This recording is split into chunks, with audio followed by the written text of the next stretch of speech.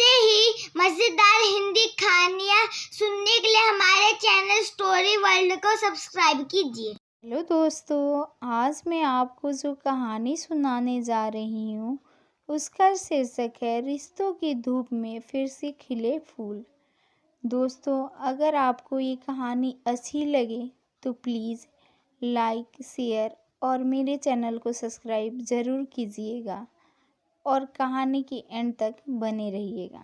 दिल्ली की भीड़-भाड़ भरी जिंदगी में सिंह परिवार रहता था। परिवार के मुखिया रंजीत सिंह और उनकी पत्नी नीलिमा सिंह का एक बेटा आर्यन और बहू माया थी। रंजीत सिंह की एक छोटी बेटी भी थी, श्रेया, जो हाल ही में अपने कॉलेज की पढ़ाई पूरी कर चुकी थी।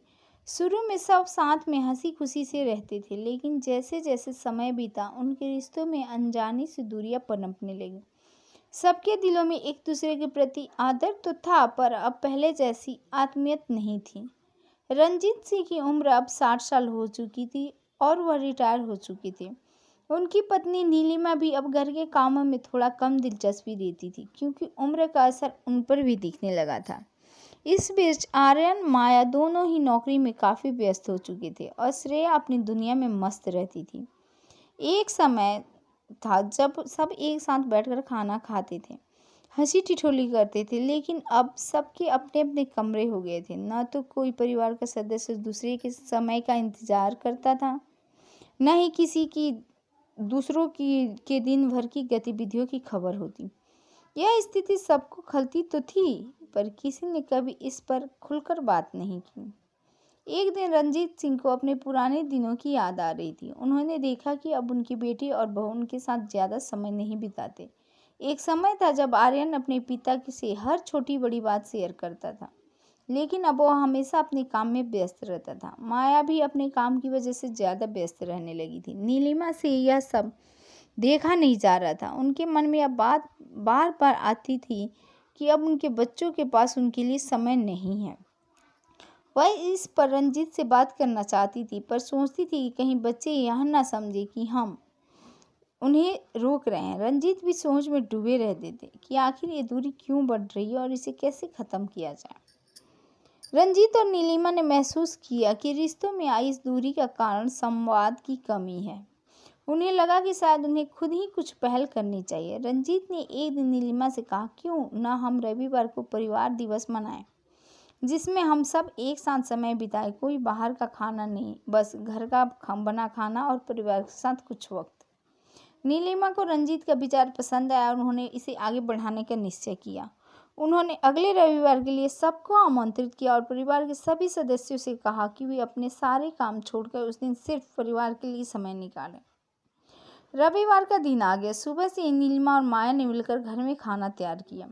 श्रेया ने भी घर को सजाने का काम किया, जबकि रंजीत और आर्यन ने घर के लिए कुछ फल और मिठाई खरीदी। इस तरह हर सदस्य अपने अपने काम में व्यस्त हो गया। दोपहर को सबने एक साथ बैठकर खाना खाया। खाने के बाद सभी ने अपने दिल की बातें की। रंजीत ने अपने समय की कहानियां सुनाई और बताया कि जब वे युवा थे तो वे अपने परिवार के साथ कैसे समय बिताते थे। आर्यन ने भी अपनी बचपन की कुछ यादें ताज़ा की, जिससे सबके चेहरे पर मुस्कान आ गई। माया ने भी बताया किस तरह उनके माता पिता ने उसे रिश्तों की अहमियत सिखाई थी। इस दिन ने सभी को थोड़ा थोड़ा बदल दिया। अब सबने यह समझा कि जीवन की आपाधापी में हम कभी कभी अपनों को भूल जाते हैं। वे सबने यह महसूस किया कि रिश्तों को मजबूत रखने के लिए समय और प्रयास की ज़रूरत होती है। आर्यन ने माया के साथ मिलकर तय किया कि वो रोजाना रात के खाने में परिवार के साथ बैठेंगे और सप्ताह में एक बार किसी भी प्रकार के गैजेट्स को छोड़कर सभी का साथ देंगे। धीरे धीरे यह नया रिवाज उनके जीवन का हिस्सा बन गया। वे हर रविवार को एक नया खेल खेलते, घर के कामों में एक दूसरे का सहयोग करते और किसी का विषय पर चर्चा करते। इस पूरे अनुभव ने उनके रिश्तों में नई ऊर्जा भर दी। अब सबका संबंध पहले से भी ज़्यादा मजबूत हो गया था। नीलिमा और रंजीत का यह छोटा सा प्रयास उनके पूरे परिवार के लिए एक बड़ी सीख बन गया। उन्होंने समझा कि सिर्फ घर में रहना ही नहीं, बल्कि एक दूसरे के साथ दिल से जुड़ा रहना चाहिए। यह कहानी हमें यह सिखाती है कि जब भी रिश्तों में दूरी आए, हमें खुद पहल करनी चाहिए और अपने रिश्तों में जान डालनी चाहिए। हम सभी व्यस्त हैं, पर अपनों के लिए समय निकालकर उन्हें महसूस कराना कि वे हमारे लिए कितने महत्वपूर्ण हैं, रिश्तों को संजीवनी दे सकता है। कहानी ने यह संदेश मिलता है कि रिश्तों में आई दूरियां हमेशा संवाद और समझ से पाटी जा सकती है। ऐसे ही मजेदार हिंदी कहानियाँ सुनने के लिए हमारे चैनल स्टोरी वर्ल्ड को सब्सक्राइब कीजिए।